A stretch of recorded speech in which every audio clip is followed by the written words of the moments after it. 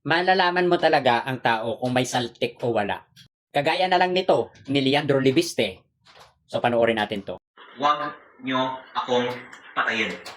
Dahil kung papatayin nyo ako, lalabas ang buong katotohanan ng mga ginawa ninyo sa DPWH. Diba sa sinabi niya, talagang mali.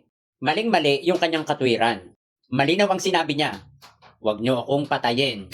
Kung papatayin nyo ako, lalabas ang katotohanan sa isyu ng DPWH. Ibig sabihin, pag hindi ka ginurgor, mananatiling nakatago. Pag ginurgor ka, lalabas ang katotohanan. Ano ba ang pinag-uusapan natin dito? Di ba para lumabas ang katotohanan dyan sa isyu ng DPWH?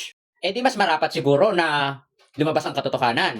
Yun ay ang magurgor ka. Paano lalabas ang katotohanan at paano masusugpo ang korupsyon sa DPWH kung hindi ka magsasalita? At ang dinadahilan mo, kailangan pag nagurgor ka, saka pa lang ilalabas. At habang hindi ka nagugurgor, hindi lalabas. Ibig sabihin, puro ka lang yaw-yaw. Kung siguro ikaw yung magiging dahilan at pagkagurgur mo ang magiging dahilan para matapos ang issue ng DPWH, edi sacrifice yourself. Kasi hindi mo sasabihin kung hindi ka magugurgor. O baka gumagawa ka lang ulit ng issue at wala ka naman talagang hawak na mga dokumento o kahit na yung kay Cabral.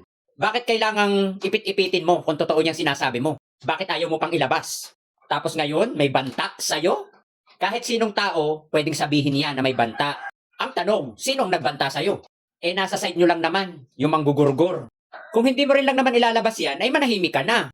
Kasi kung magyayayaw ka, tapos ayaw mo namang ipakita yung mga ebidensyang hawak mo, useless. Mananatili kang sinungaling. Kasi wala kang inilalabas na patotoo. Doon lang tayo sa totoo. Huwag tangayan. Ganon.